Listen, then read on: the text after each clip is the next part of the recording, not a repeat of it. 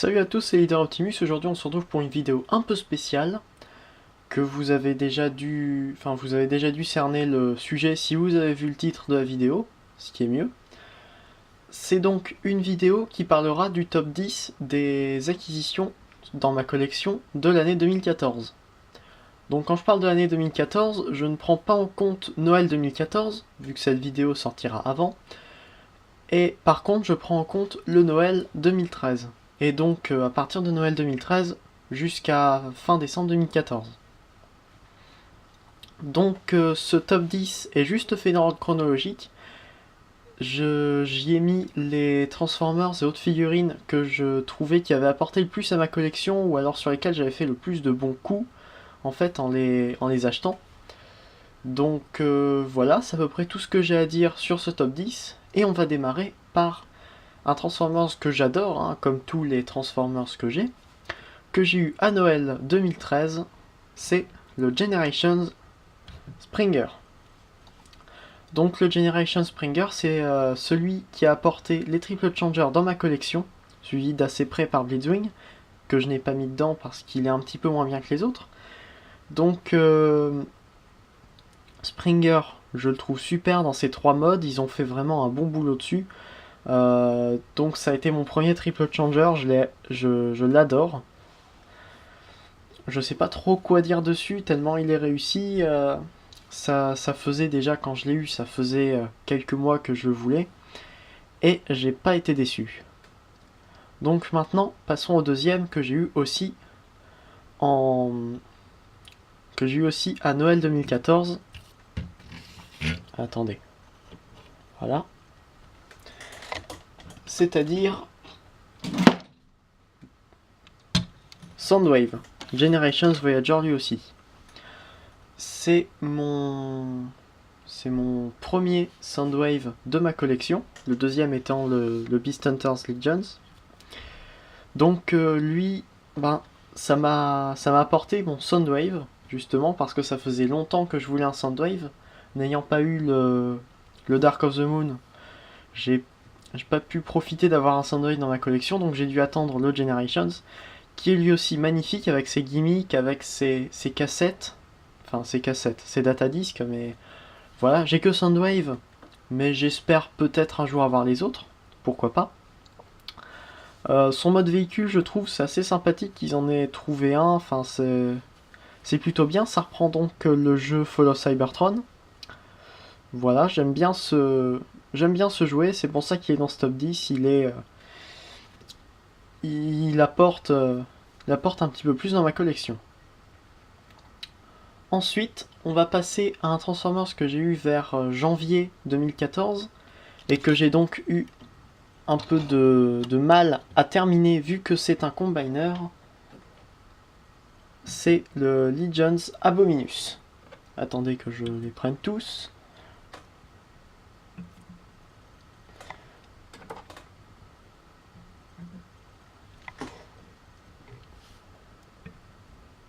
Donc c'est le deuxième combiner que j'ai eu, le premier étant le Power Core Combiners Double Clutch et ses Rallybots. C'est le premier combiner que j'ai dont tous les membres se transforment, c'est aussi le seul. Donc lui, il a apporté les combiners, on va dire, les mieux faits, c'est-à-dire avec un mode véhicule, un mode robot pour chacun des composants, et après le mode combiné, hein, comme tout combiner. Au départ, je voulais prendre que Windraiser, mais en ayant entendu parler des autres qui pouvaient se combiner entre eux, je les ai cherchés. Et Hunger est arrivé à peu près un mois après que j'ai eu tous les autres. C'est pour ça que j'étais vraiment heureux de l'avoir, ça m'a permis de finir enfin cet Abominus. Et voilà, je trouve que c'est un ensemble assez sympa, hein.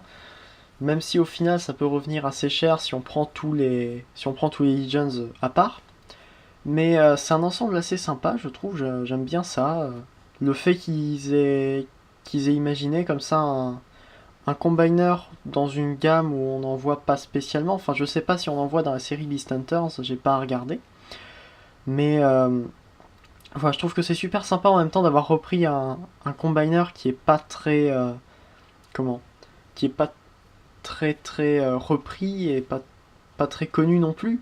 C'est vrai que quand on parle de Devastator, on voit tout de suite un petit peu les différentes versions qu'il y a eu, mais Abominus, il n'y en a eu qu'une seule, c'est le G1, et on peut pas dire qu'elle a été très connue. Moi, j'ai découvert justement avec Beast Hunters. Donc voilà pour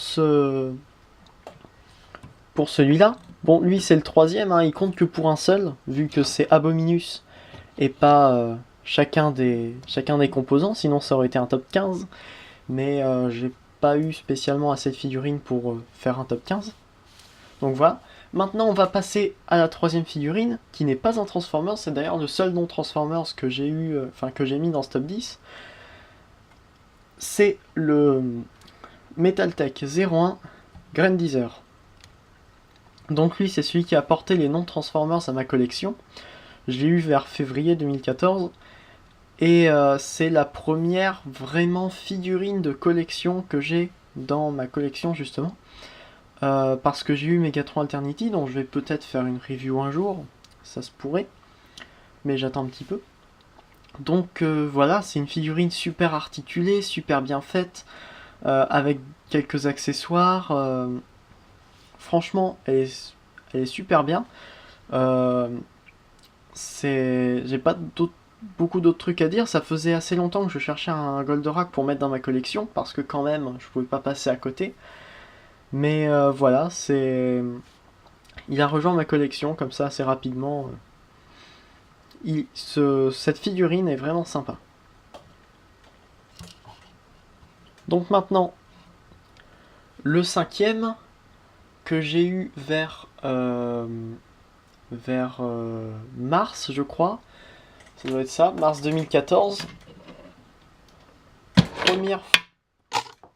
Désolé, une arme qui vient de tomber de l'étagère. Super. Bon. Donc c'est un jouet que j'ai eu vers mars 2014. C'est l'excellent Generations Voyager Grimlock. Donc lui, il a apporté forcément Grimlock à ma collection. J'avais pas encore de personnage de Grimlock. Ça faisait super longtemps que je le voulais. J'avais pas eu à Noël. Je me disais que je l'aurais jamais. Et puis finalement, je suis allé pour la première fois dans un Toys R Us et je l'ai trouvé. J'étais vraiment super heureux de l'avoir. En plein milieu d'une foule de boîtes de Soundwave. Il aurait pu ne pas en rester, je suis arrivé vraiment au bon moment. C'est pour ça que je suis super heureux de l'avoir, surtout que, bon, il a beau être assez simple, au final, c'est Grimlock. Et Grimlock, on peut difficilement passer à côté. Il est franchement excellent. Donc voilà, hein, j'ai pas trop de choses à dire dessus. Son gimmick de lumière est assez impressionnant dans le noir, c'est plutôt sympa. Voilà, ça m'a rajouté Grimlock à ma collection. Je suis franchement heureux de l'avoir en attendant peut-être le Grimlock Age of Extinction que j'aurai à Noël. Donc voilà pour la cinquième figurine de ce top 10. S'il veut bien tenir debout, on va pouvoir passer à la sixième, qui est le Deluxe Orion Pax de Generations. Donc lui que je trouve franchement super sympa. Hein.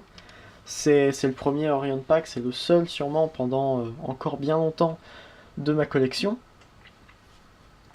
Il est franchement super. Il est bien articulé, bien détaillé. La tête est assez sympa d'ailleurs. Donc la tête est assez sympa. Le mode véhicule aussi est bien trouvé. C'est original d'avoir repris un Orion Pax avec un camion comme ça. C'est plutôt sympa. La transformation aussi est bien pensée, même si ça fait un petit peu vide à l'avant du camion. Mais bon. J'ai pas grand chose d'autre à dire dessus. Il reprend bien le Optimus du G1 en le mettant un petit peu plus jeune. La tête est jolie. Ça représente bien Optimus jeune. Donc voilà, maintenant on va passer au numéro 7, si je ne me trompe pas. Et c'est ça donc le septième Transformers que j'ai eu dans ma collection. Donc lui d'ailleurs j'ai pas dit, je l'ai eu en avril pour mon anniversaire. Donc maintenant on va passer au septième. Oula. Vous pouvez ne pas tomber. Donc le 7ème, c'est un Transformers que j'ai eu vers août 2014, que j'attendais depuis très longtemps. Je l'avais vu quand la gamme Dark of the Moon est sortie en 2011. Je le voulais, je l'ai jamais eu, et je l'ai trouvé sur une brocante pour pas trop cher. J'ai été vraiment super heureux de l'avoir. Le Leader Class Sentinel Prime. Tellement grand qu'il ne loge même pas sur la caméra. Je vais rectifier ça. Donc voilà, le Leader Class Sentinel Prime, super, mode véhicule, mode robot très très détaillé, mode véhicule aussi lui super bien fait, transformation bien pensée, bien imaginée. C'est quelque chose qui m'a fait vraiment plaisir de l'avoir. Je suis vraiment heureux, c'est... Comment ça a été un coup de chance de l'avoir, surtout à ce prix-là. Il est excellent. C'est... Lui, il devait rentrer dans le top 10. Ça a été un des meilleurs coups de l'année, je pense, avec celui qui va venir, le 9ème. Ensuite, j'ai pas d'autre chose à dire dessus. Il a pas beaucoup de défauts, à part qu'il tient pas très bien debout. Mais ça, c'est pas trop grave. Il y a de bons détails, il reprend super bien le film. Le mode véhicule est super bien fait, avec un mode robot assez bien caché dedans. C'est franchement un très très bon Transformers. Lui, je l'adore. Je le conseille à tous. Donc maintenant, on va passer au 8ème. Non, je sais plus combien. Attendez, je vais recompter, hein, vous inquiétez pas, ça va aller vite. Donc le 8ème, que j'ai eu un petit peu plus tard en août, c'est un Transformers que je m'attendais pas du tout à avoir, qui a rajouté un petit peu d'âge à ma collection, car c'est un jouet de 1997, le plus ancien de tous les Transformers que j'ai, le deuxième étant le RID Rollbar, donc de 2001. Donc lui de 1997, le Beast Wars Transmetal 2 Rampage. Franchement magnifique avec tous ses chromes, ses couleurs assez flashy, il est très joli. Je m'attendais pas du tout à le trouver. Je regardais un étalage sur une brocante. Je vois un Megatron Animated Leader Class. N'aimant pas les Animated, j'ai pas voulu le prendre. J'ai regardé à côté.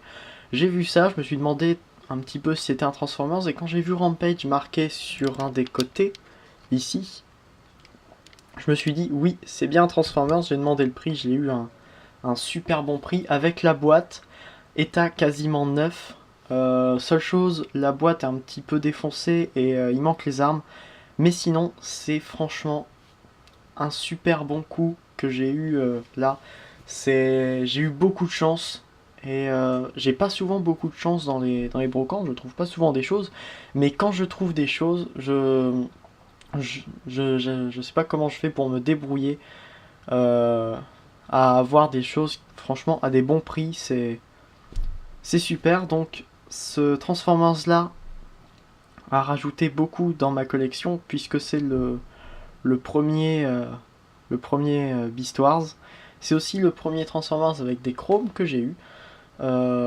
Parce que toute sa carapace en mode crabe est chromée, entièrement chromée. Je trouve ça super, c'est assez dangereux, mais je trouve ça super. Donc voilà, on va passer maintenant au 9ème, à la 9ème figurine que j'ai de mon top 10 2014. Juste le temps de placer Rampage. Attendez un peu. Donc 9ème figurine de l'année 2014 que j'ai eu en octobre, dont j'ai fait la review d'ailleurs, hein, et donc puisque ça fait 30 secondes que je le répète, le Age of Extinction Voyager Class Evasion Mode Optimus Prime, qui est un excellent mold. Vu que j'ai déjà fait une review dessus, j'ai rien à dire. Franchement, il est excellent. Il a un mode robot détaillé, fidèle au film. et un mode véhicule qui reprend le G1 tout en restant un petit peu dans l'esprit du film avec les flammes sur cette édition là. Ça ressemble vraiment au film. Là, ils ont fait du bon boulot. Pour moi, c'est un des meilleurs jouets de Age of Extinction. Il est quasiment parfait. C'est quasiment un sans faute. À part les mains qui sont un petit peu dures à tourner, mais c'est quasiment un sans faute. Il est franchement super. Donc voilà pour celui-là. Et maintenant, on va passer au numéro 10 que j'ai eu donc fin novembre, début décembre, je crois, dans une bourse jouée que j'ai eu beaucoup de chance de l'avoir. Je l'ai fait aussi en review. C'est donc le Jazz de Transformers The Movie, qui est mon premier Transformers du premier film. En plus, une édition premium. En plus, très très bon état. Bon, quelques défauts dans le... Enfin, quelques défauts. La peinture qui s'est un petit peu écaillée, mais au final, c'est franchement, encore une fois, c'est une bonne affaire. Je l'adore ce jouet, je pensais pas l'aimer autant quand je l'ai acheté, mais il mérite vraiment sa place dans mon top 10. Donc voilà pour le top 10 de l'année 2014. C'était une petite vidéo, voilà, assez rapide sur ce que j'ai eu et qui m'a fait vraiment plaisir, enfin plus que tout ce que je peux avoir d'autre, vu que généralement ce que j'ai ça me fait plaisir, hein. Mais voilà, c'était un petit tour de ce qui a rajouté des choses dans ma collection pour fin 2013, début 2014. Si vous avez aimé la vidéo, n'hésitez pas à mettre un pouce bleu sur YouTube. Si vous n'avez pas aimé, expliquez-moi pourquoi. Si vous voulez la partager, si vous voulez vous abonner, allez-y, ça me fera plaisir, vous inquiétez pas. Commentez si vous souhaitez. Ben voilà, on se dit à une prochaine pour une prochaine vidéo sur ma chaîne. Allez, salut! Ah, et j'oubliais aussi, puisque c'est la dernière vidéo avant la fin de l'année, je vous dis joyeux Noël et bonne fête à tous!